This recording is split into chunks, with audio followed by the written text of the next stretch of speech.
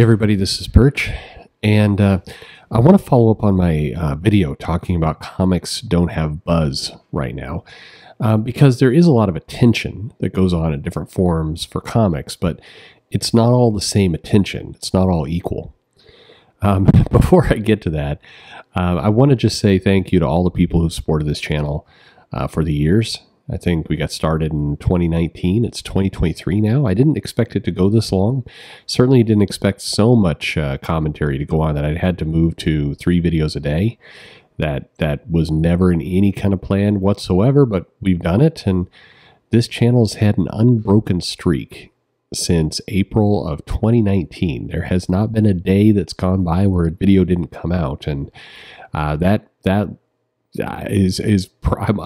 am proud of that, I guess, but it is an accomplishment, perseverance. So I appreciate it. I got pulled into some nonsense along the way from time to time, more than I would like. I had to learn the same lesson over and over, I think a few times around when to just ignore stuff. Sometimes your instinct tells you things like, just don't, there's no value in getting involved here. Just don't. But somebody will ask a question, I'll comment, and the same old chaos will come up. I've learned some lessons there. If I could go back, I would just kind of hard avoid those topics entirely, just pretend they don't exist. Unfortunately, it's not worth the effort. But as I've said recently, I do think we are nearing the end. So we're not there yet. There's still plenty of videos. I've got some interviews I want to do. I have some other things. But it is time to start kicking off some other projects. But we'll see. We'll see. I say the end, and then it stretches on for another year. But come on, Mumbles. I know you're hiding right now, but come on back. You're not blocked. Nobody's been blocked. But you gotta do your roast. There's not going to be too many left, and doing them post-mortem that's not going to be any good. But back to the topic of buzz. So there is a tension that happens in comics, and this is an area where I've thought about this over and over and over, and I'm having a conversation with a friend about just kind of general changes in the comic industry. And the reality is there's really only one type of buzz, one type of kind of hype that really is positive for comics long term. And that hype can be summed up in one pretty simple phrase. It's, I can't wait to see what happens next. If you think about comics when they've been in their boom periods, when they're doing really, really well, one of the common threads is that customers, readers, they get to the end of the comic and they cannot wait to see what's going to happen in the next issue. It's not that it's necessarily left in a cliffhanger. It's that the story is so compelling that you feel frustrated that you have to wait a month, or sometimes when they really want to tease you out, the artist takes some extra time, and you can't wait to see what happens next. If you think about Jonathan Hickman and the hype he got off Hoxpox, one of the key factors to it is you didn't know where it was going, and you really wanted to read that next issue, wanted to see where it was all going to land. He had the same kind of effect with the Secret Wars series. I mean, we all know somewhere deep down that the Marvel Universe is going to get restored and characters are still going to be hanging out and everything else, but we really want to see where it goes. And when you have that kind of hype, when you have that kind of buzz, I can't wait to see what happens next, sales tend to be strong. If you think about The Walking Dead and you think about Saga in particular, 2 independent titles, both of those had during their, Walking Dead kind of kept it and never really lost it. Toward the end, it was definitely losing steam, but definitely it grew to anything could happen. I can't wait to see what's going to happen in the next issue. And one of the things that's true, by the way, and you may, some people may disagree with this, but if you go back and you look at the individual issues of Walking Dead, a lot of people bought it in trade. Sometimes the comic itself, there was very little that went on. It felt like the comic was really, really short, especially when they were doing the governor, and when they were living in the prison, and then later with the Alpha and Beta storyline, and even some of the stuff with Negan. There was like not a lot of meat in the story. But you'd get to the end of it and you're like, wow, that went by fast. I can't wait to see what happens next. And you feel really urgent about it. Same thing with Saga. I mean, one of the clear kind of changes that's happened in Saga is that nobody really cares what's going to happen next. That's the problem. It took its long hiatus and it's come back, and they took away a beloved character, and nobody really, I mean, nobody's really interested in what happens next. That's the kind of buzz that matters, and that's the kind of hype that builds comics. So there's a lesson in there, but before I get to it, there are other, I mean, you'll see Tom Taylor going on CNN to talk about how John Kent is bisexual. That's fine. He can do that, and it may spike an issue. It may spike some speculation, but you'll notice the sales didn't last because that was hype based on a event, on a single thing.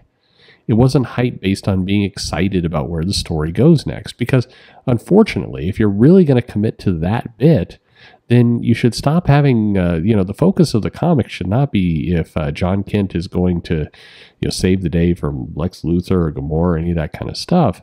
The hype should be around, is John Kent going to get together with Jay Nakamura, or is there some other, is there a love triangle that's entered into the world? I frankly think the title probably would have sold better if they would have had Saturn Girl trapped in the past with John Kent. Saturn Girl is somebody that John Kent kind of dated and at least flirted with, and had this love triangle of which way is it going to go, and make it so that Saturn Girl hates Jay, and that maybe she knows something about him in the future, but she doesn't want to tell John, and so she's trying to.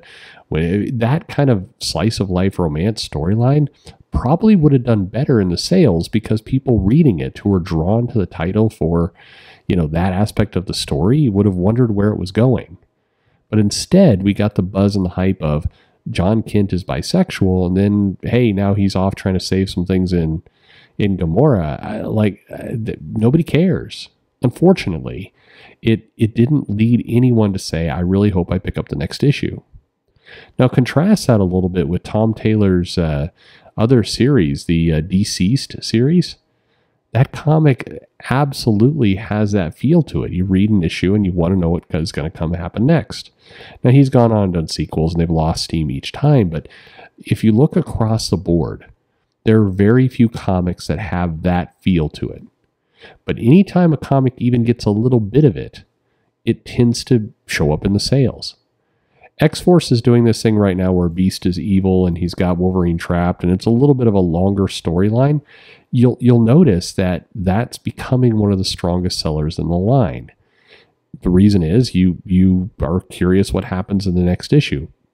It's completely weak when you think about things that went on in Hickman for Secret Wars, or even the Time Runs Out stuff that he did in Avengers.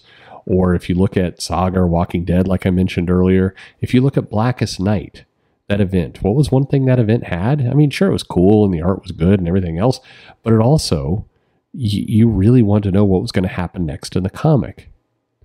Compare that to AXE, the Avengers X-Men Eternals.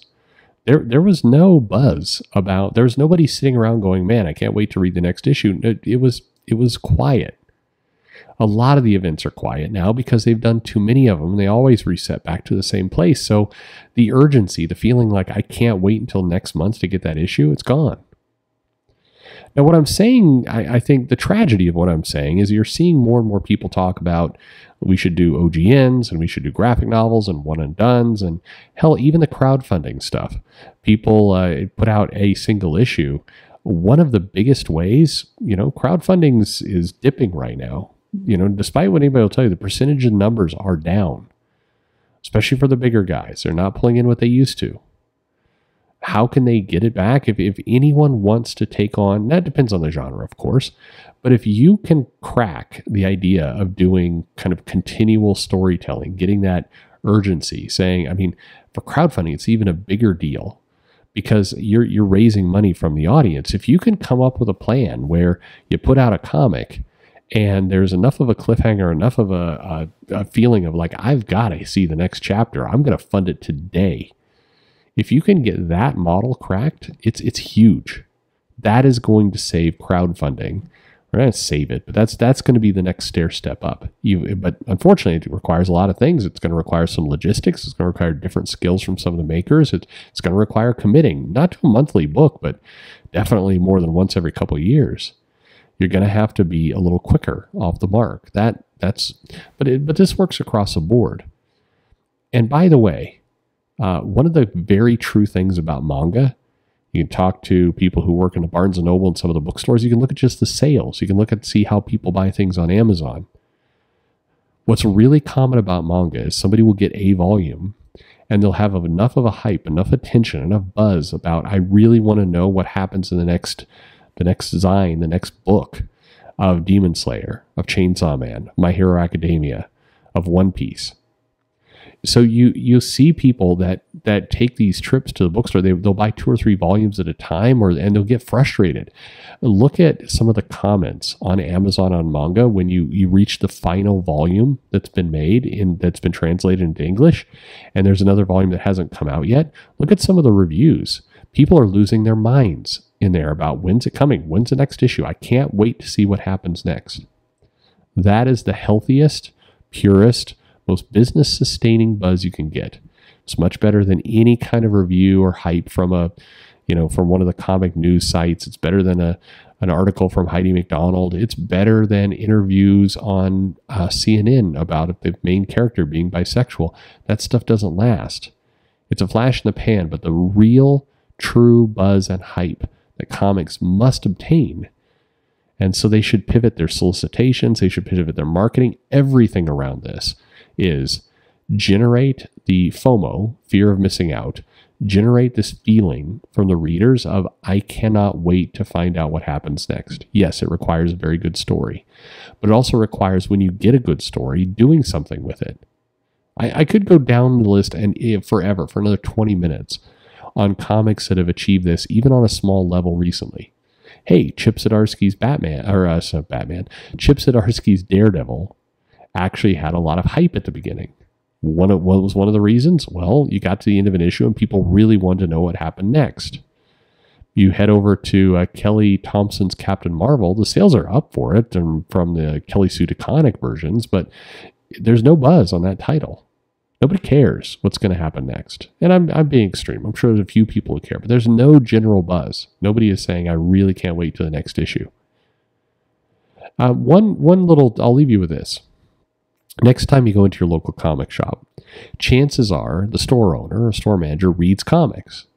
And one of the benefits to running a comic shop, God knows I took advantage of it, is you get to see all the comics come in. And you got to get them out on the shelf and get them ready for sales the next day, especially when they're all on Wednesday. Well, one question you could ask your comic shop manager or owner is, hey, when all the comics come in and you're pulling them out of the box, which ones do you read first? I mean, you read the comics. Almost every comic shop owner actually reads the comics. They look through them. What do you grab first? What do you grab last? If you engage them in this conversation, you'll hear you'll hear pretty consistent answers of people saying, I always stop and read kind of the newest issue of Daredevil recently because I really want to know what's going on. Sometimes you'll hear an answer of, I read a couple of books to see what's happening, but I always save my favorite for last. I feel excited to read it. When I finally am able to kind of put the comics, I reward myself by reading the title I'm really anxious to read. What's that book? Chances are, if you went around to a lot of comic shops, you'll get kind of the same 5 answers over and over and over. The tragedy is there's 100 books coming into the comic shop every week, but there's only 5 or so that really have that buzz. I'll leave you one last one. I'm enjoying the whole Geiger Mad Ghost universe. Is that the name of his imprint? Anyway, Junkyard Joe is a book out right now. When it comes in, that's the first book I read. When I get my pile of comics, it's the first one I open up and I read every time. This book is not thrilling action. There's no big cliffhanger, no villain dangling somebody over a cliff. There's nothing like that. It is very much a kind of a cerebral thinking kind of book. It is absolutely the first one I read. I am anxious when I get to the end of it. I'm very anxious to get the next comic. Many times when I see it, I'll actually go onto the computer, I'll look at and see when the next issue is coming out. I'll look at the date to kind of know how long I'm going to have to wait. That behavior that's going on for me, that's the best kind of buzz. That's the best kind of attention, and that's a book that's going to be successful. So when in the past, when I was a retailer and I was ordering books and I was trying to figure out what to order, I would listen to myself a little bit. I'd say, what are the books that I get most anxious about? What's the book that I really, really, really want to read the next issue of? If I feel that way, there's a good chance other people do too. And occasionally you can get that wrong, but it's right 95% of the time. And today in 2023, it's really a voice you can listen to because this whole process is getting easier and easier. There's a lot of forgettable books out there. The forgettable books don't sell well. The ones that have hype, the one that has you itching to read the next issue, those are the ones to pay attention to. And it's a lesson that the publishers, the editors, even the writers, creatives, but really the editors, should learn, should remember. You can help generate that buzz. You can steer the title in that way. If you can do that, you will collect money from collectors forever. One of the things that the 80s did very effectively is a lot of the comics had that feeling. I can't wait to see what happens next. Today, not so much. Anyway, let me know your thoughts in the comments below, and thanks for listening.